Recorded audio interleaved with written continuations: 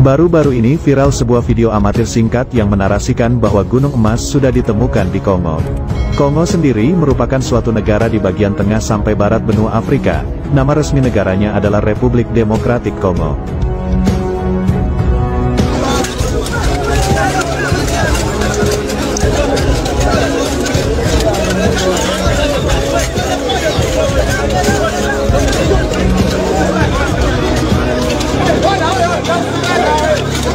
Kaum muslimin, di sini juga kita menyaksikan apa dikatakan Rasulullah Sallallahu Alaihi Wasallam, Efrat mengering di negeri Irak. Apabila dia mengering, akan ketemu nanti gunung emas, kata Rasulullah.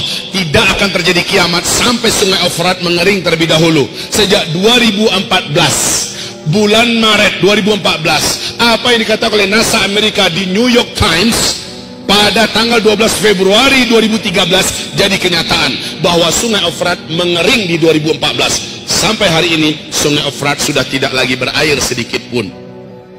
Ternyata New York Times sudah mengumumkan di 2013 tanggal 12 Februari bahwa sungai Efrat menurut NASA sudah susut airnya, mengurang airnya 60%. Kata mereka 2014 sungai Efrat kering total. Kering sudah sekarang 100%. Sungai terbesar di Timur Tengah itu ada 3, Nil, Tigris, dan Efrat. Dan Efrat itu induknya atau sumber kepalanya adalah di Turki, lehernya di Syria, bodinya di Irak, ekornya di Iran. Sungai ini sekarang sudah tidak bisa lagi dinikmati oleh umat manusia di negeri Irak. Kaum muslimin yang kami muliakan, Masya Allah. Dan apa yang dikatakan oleh George Bush membuktikan hadis Nabi. Nabi mengatakan tidak akan terjadi kiamat sampai mengering terlebih dahulu sungai Efrat. Keringnya sungai Efrat akan menyebabkan munculnya atau ditemukannya gunungan emas yang ada di negeri Irak, yang menjadikan kaum lelaki di muka bumi ini akan berlomba-lomba ke sana untuk memperebutkan gunung emas tersebut, dan mereka berperang. Dalam setiap 100 orang yang berperang akan terbunuh 99, satu yang tersisa hidup dari 100 orang. Setiap mereka berkata, semoga satu orang yang bertahan hidup itu sayalah orangnya. Di hadis yang lain, Nabi mengisyaratkan ketidaksukaannya kalau umatnya ikut berperang di sana demi memperebutkan gunung emas tersebut. Ibarat Allah yang kami muliakan, sungai Efrat sudah kering. Dan ini tidak bisa ditutup-tutupi. Juga tidak bisa direkayasa keringnya sungai Efrat. Dan George Bush, masih ingat George Bush? Masih? Siapa makhluk ini, Pak? Presiden Amerika Serikat sebelum diganti oleh Barack Obama berpidato dengan penuh semangat di depan gedung putihnya dan berkata, satelit kita telah menangkap potensi emas yang sangat besar di negeri Irak. Amerika Serikat selaku polisi dunia akan memastikan emas tersebut aman dari tangan-tangan para penjahat-penjahat yang tidak bertanggung jawab. Setahu kita yang penjahat itu siapa? Kaum muslimin, subhanallah, hadis Nabi sudah jadi kenyataan. Kalau nggak sekarang, zamannya kapan lagi? Saya bertanya, kalau nggak sekarang, zamannya kapan pernah sungai Efrat kering total seperti sekarang? Dan sudah berapa tahun? Sejak 2014 loh. Sudah berapa tahun? Kalau keringnya cuma sebulan 2 bulan, bisa jadi dia mengalir lagi. Nah ini sampai sekarang kering. Dan ada yang unik. Kenapa bulan Maret, bulan April 2014 135.000 pasukan darat Amerika Serikat yang berserakan di seluruh negara-negara Teluk tidak jadi ditarik oleh Barack Obama ke Amerika, padahal membiayai mereka sudah tidak sanggup lagi Amerika, tapi tetap dipertahankan di Timur Tengah. Kenapa setelah Donald Trump? Setelah Donald Trump naik, kenapa Amerika hari ini dengan keadaan kondisi ekonomi yang sangat parah menambah budget militer dan budget perang mereka? Ya, dan ini menjadikan mereka negara yang terparah lilitan utangnya. Nah, kaum muslimin, kenapa di zaman Donald Trump memperbanyak memasukkan tentara hari ini ke Irak?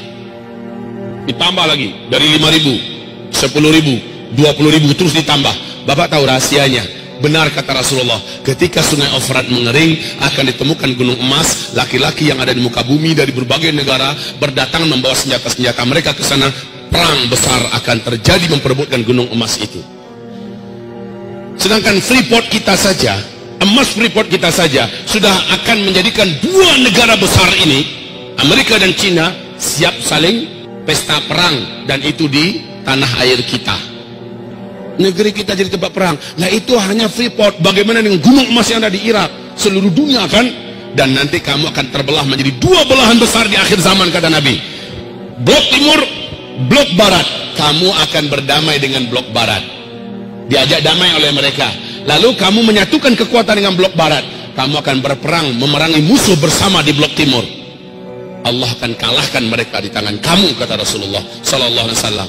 Lalu barat ketika itu berkata, di Syria, di Damaskus, sambil mengibar-ibarkan benderanya, kemenangan ini adalah kemenangan kaum salib. Padahal mereka kolaborasi dengan dunia Islam, tapi mereka mengumumkan kemenangan adalah kemenangan salib.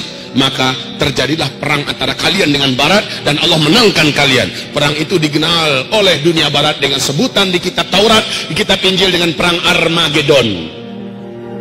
Kalau dalam hadis disebut dengan Malhamah Al-Kubra, dan itu terjadinya nanti di Syam, tepatnya di Syria, Ghutah, A'maq, dan Dabiq. Kaum muslimin yang kami muliakan, hari ini kita melihat arah dunia menuju ke situ. Arah dunia sekarang sedang menuju kepada perpecahan dan peperangan besar. Ada nggak masuk ke bapak masing-masing, ke ibu-ibu di Androidnya, tentang pidato terakhir Donald Trump yang akan melakukan kunjungan perdamaian, kunjungan damai ke Arab Saudi, ke negeri Arab lainnya. Mereka adalah sekutu kami di dunia timur. Kita akan membuatkan kekuatan kita menjadi kembali nyata, bla bla bla bla. Inilah kunjungan terindah yang pernah ada sepanjang sejarah Amerika, kata Donald Trump. Ada dengar nggak? Ada dengar nggak? Pada sebelum dia naik, apa ancamannya dengan dunia Islam? Apa ancamannya kepada dunia Islam si Donald ini? Dan ancaman itu dia buktikan, Pak. Baru saja dia naik, sudah mulai dilakukan ini, bahkan ada masjid di Amerika yang diratakan dengan tanah, sudah mulai. Kemudian bagaimana ancaman-ancamannya dia wujudkan, dan sekarang dia melihat bagaimana harus bersatu dengan dunia Arab atau dunia Islam. Maka lihat, hadis Nabi akan jadi kenyataan. Kamu akan diajak berdamai oleh Rum, dalam hal ini Amerika dan Eropa.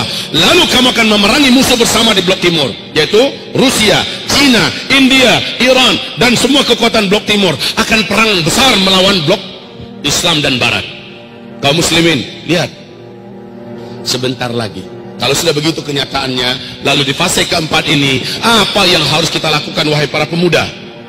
Apa yang harus kita buat, wahai generasi muda? Ibu-ibu, apa yang harus ibu lakukan? Sementara kata Rasulullah, yang paling panjang umurnya adalah ibu-ibu. Dalam artian apa? Di fase keempat yang paling banyak tersisa hidup itu kaum ibu-ibu, Bu. Di mana laki-laki jumlahnya 1 berbanding 50. Pada kemana kita semua? Sudah di alam barzakh. Semoga saja kita lagi cerita nanti di taman surga sambil menunggu kiamat. Taib kaum muslimin, ini akhir zaman. Di masa ini akan banyak kejadian-kejadian yang luar biasa. Dan di masa ini memang kaum lelaki yang paling banyak berpindah ke alam barzakh.